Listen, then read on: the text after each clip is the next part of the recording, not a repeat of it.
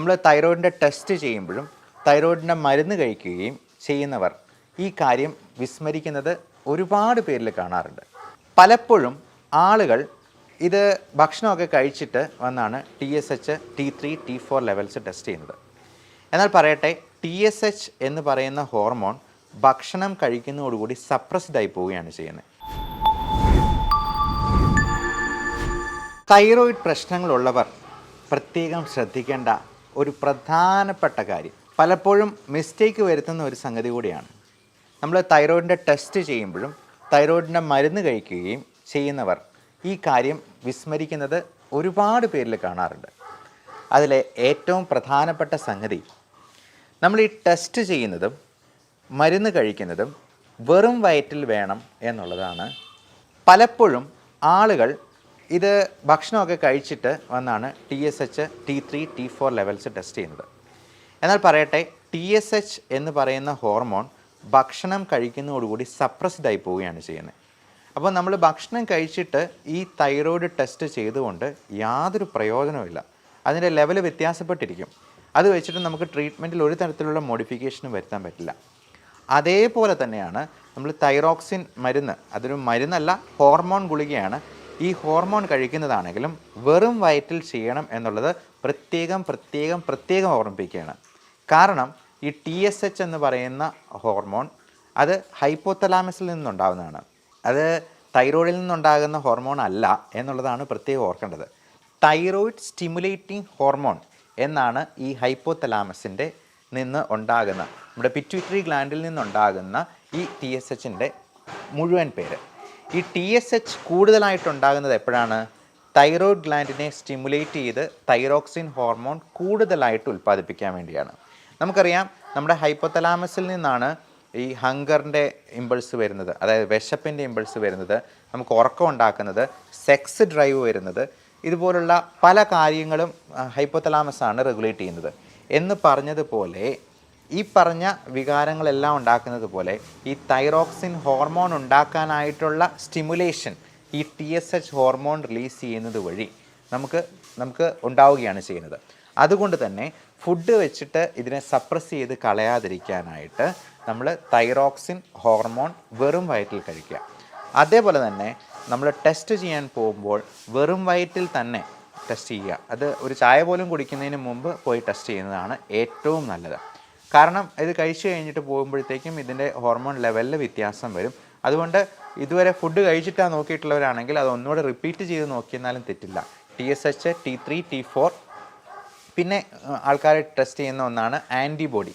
ഈ ആൻറ്റിബോഡീസിനെ കുറിച്ച് കുറച്ചൊന്ന് കൂടുതലായിട്ട് പറയേണ്ടതുണ്ട്. ആൻറ്റിബോഡീസ് കൂടുന്നത് പലപ്പോഴും ഓട്ടോ ഇമ്മ്യൂൺ തൈറോയ്ഡ് കണ്ടീഷനിലാണ്. അതായത് നമ്മുടെ ശരീരത്തിലെ ഏതെങ്കിലും അവയവത്തിനെതിരെ നമ്മുടെ ശരീരം തന്നെ ആൻറ്റിബോഡീസ് ഉൽപ്പാദിപ്പിക്കുന്ന ഒരു കണ്ടീഷനാണ് ഓട്ടോ ഇമ്മ്യൂൺ ഡിസീസ്. അപ്പോൾ അത് പലപ്പോഴും ഹഷിമോട്ടോസ് തൈറോയിഡൈറ്റിസ് എന്ന് പറയുന്ന ഒരു കണ്ടീഷനാണ് ഏറ്റവും കോമൺ ആയിട്ടുള്ളത്. അപ്പോൾ ഈ കണ്ടീഷനിൽ ആൻറ്റിബോഡീസിൻ്റെ ഉൽപ്പാദനം ശകലം കൂടുതലായിട്ടുണ്ടാവും. എന്നാൽ ഒരു കാര്യം ശ്രദ്ധിക്കേണ്ടത്, ഈ ആൻറ്റിബോഡീസിനെ കുറയ്ക്കാൻ വേണ്ടിയല്ല നമ്മൾ മരുന്ന് കഴിക്കുക.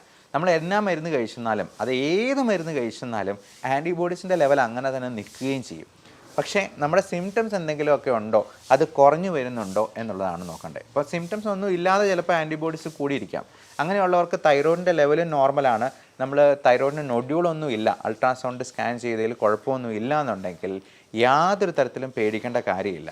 എന്തെങ്കിലും നൊഡ്യൂൾ ഉണ്ടെന്നുണ്ടെങ്കിൽ അതിൽ നിന്ന് FNAC എന്ന് പറയുന്ന ഫൈൻ നീഡിൽ ആസ്പിറേഷൻ സൈറ്റോളജി എന്ന് പറയുന്ന ഒരു ടെസ്റ്റും കൂടി ഒന്ന് ചെയ്യുക. നമ്മൾ വളരെ നേർത്ത ഒരു സൂചി വെച്ചിട്ട് അതിലെ സെൽസ് ഒന്ന് കുത്തിയെടുത്ത് മൈക്രോസ്കോപ്പിന് അടി വെച്ച് പരിശോധിക്കുന്ന രീതിയാണ്. അതിന് വലിയ വേദനയൊന്നുമില്ല, അത് കേട്ട് പേടിക്കുകയൊന്നും വേണ്ട. അതൊന്ന് ചെയ്ത് നോക്കിയെന്നാൽ മാത്രമേ നമുക്കിത് 100% കൺഫേം ചെയ്ത് പറയാൻ പറ്റുള്ളൂ. അതിനെ ഹിസ്റ്റോപത്തോളജിക്കൽ എക്സാമിനേഷൻ എന്ന് പറയും.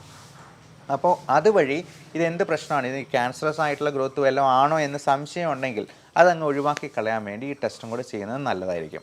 എന്നിട്ട് ഈ നൊഡ്യൂളൊന്നുമില്ല, ഇതിൽ തൈറോയിഡിന് പ്രശ്നമൊന്നുമില്ല, ആൻറ്റിബോഡീസ് കൂടി ഇരിക്കുന്നു എന്ന് പറഞ്ഞിട്ട് അതിന് വേണ്ടി ഒരുപാട് ആയിരങ്ങൾ ചിലവഴിച്ച് ചികിത്സിക്കേണ്ട കാര്യമില്ല.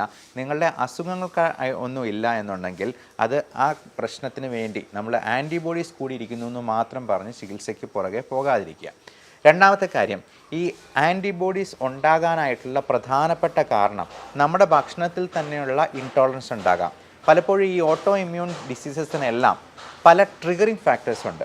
നമ്മൾ ഡെയിലി കഴിക്കുന്ന അരി, ഗോതമ്പ്, പാല്, മുട്ട, ഇറച്ചി, സീ ഫുഡ് തുടങ്ങിയ പല സാധനങ്ങളോടും നമുക്ക് ഇൻടോളറൻസ് ഉണ്ടാകാം. അപ്പോൾ അതിൽ വേണ്ടി നമുക്ക് ഇതെല്ലാം കൂടെ നമുക്ക് ഒഴിവാക്കി നിർത്താൻ പറ്റുകയില്ല. ഇപ്പം അരിയും ഗോതമ്പും എല്ലാം ഒഴിവാക്കിയിട്ട് നമുക്ക് എന്ത് കഴിക്കാൻ പറ്റും? ഇപ്പം മില്ലറ്റ്സ്, അതിന് പകരം മില്ലറ്റ്സ് ഉപയോഗിച്ചു എന്ന് പറഞ്ഞാൽ പോലും മില്ലറ്റ്സിന് ചിലപ്പോൾ ഇൻടോളറൻസ് ഉണ്ടാകാം. ചില ആളുകൾക്ക് അതിനോടാണ് ഇൻടോളറൻസ് ഉണ്ടാവുക. ചില കൊച്ചു കുട്ടികൾക്ക് പാല് പോലും കുടിക്കാൻ പറ്റില്ല, ലാക്ടോസ് ഇൻടോളറൻസ് എന്ന് പറയും. അപ്പോൾ ഇത് എന്തിനാണ് എന്നുള്ളത് കറക്റ്റ് കണ്ടുപിടിക്കുക എന്നുള്ളതാണ് ഇതിന് ഏറ്റവും പ്രധാനമായിട്ട് ഏറ്റവും നല്ലതായിട്ടുള്ള ടെസ്റ്റ്. അപ്പോൾ അതിന് ഇന്ന് മാർഗമുണ്ട്. പണ്ടൊക്കെ അത് വിദേശ രാജ്യങ്ങളിൽ മാത്രമേ ഉണ്ടായിരുന്നുള്ളൂ. നമുക്ക് അലർജിയുടെ ആൻറ്റിജൻ ടെസ്റ്റ് ഉണ്ട്. ഇത് ഓരോന്നിൻ്റെയും നമുക്ക് സ്കിന്നിൽ തന്നെ കോളം വരച്ച് ഓരോന്നിൻ്റെയും റിയാക്ഷൻ കൃത്യം നോക്കി അതിന് അലർജി ഉണ്ടോ, അലർജി ഉണ്ടെങ്കിൽ അതിൻ്റെ സിവിയറിറ്റി എത്രയാണ് എന്ന് പോലും നമുക്ക് കൃത്യം മനസ്സിലാക്കാൻ പറ്റും. അപ്പോൾ ചെറിയ റിയാക്ഷനേ ഉള്ളൂ എന്നുണ്ടെങ്കിൽ 3 മില്ലിമീറ്റർ റിയാക്ഷനേ ഉള്ളൂ എന്നുണ്ടെങ്കിൽ അതിൻ്റെ അലർജി കുറവാണ് എന്നുള്ളതാണ് മനസ്സിലാക്കട്ടെ. എന്നാൽ ചിലർക്ക് ഗോതമ്പിന് പോലും ചിലപ്പോൾ 7-8 മില്ലിമീറ്ററൊക്കെ കാണും. അത് മില്ലറ്റ്സിന് പോലും, ഈ മുത്താറയ്ക്ക് പോലും അങ്ങനെ ഉണ്ടാവാം. തെന എന്ന് പറയുന്ന തരത്തിലുള്ള ധാന്യം, ചോളം, ഇതിനൊക്കെ അലർജി ഉണ്ടാകാം.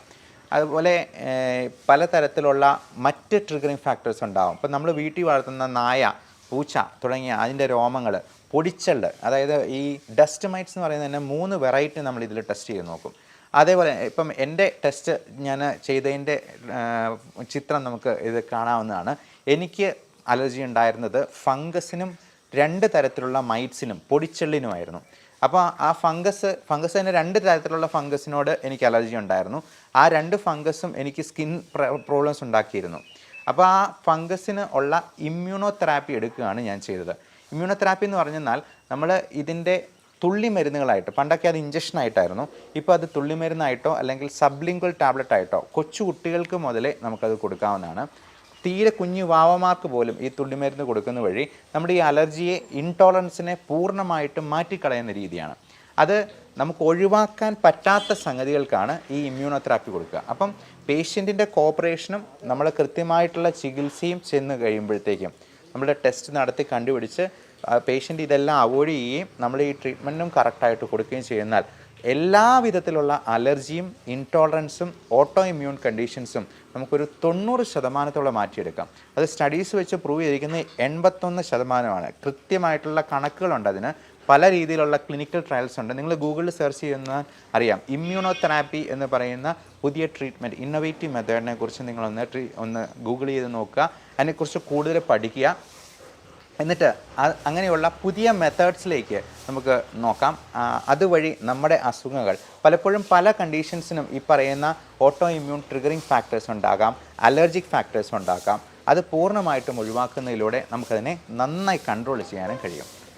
എല്ലാവരും ഈ ഒരു കാര്യം മാക്സിമം ഷെയർ ചെയ്ത് മറ്റുള്ളവരിലേക്ക് എത്തിക്കുക. ഈ ഇൻഫർമേഷൻ ഇഷ്ടമായെങ്കിൽ അതിന് എന്തെങ്കിലും സംശയങ്ങളുണ്ടെങ്കിൽ നിങ്ങൾക്ക് ഈ താഴെ കാണുന്ന വാട്സാപ്പ് നമ്പറിൽ മെസ്സേജ് അയക്കാവുന്നതാണ്. Thank you.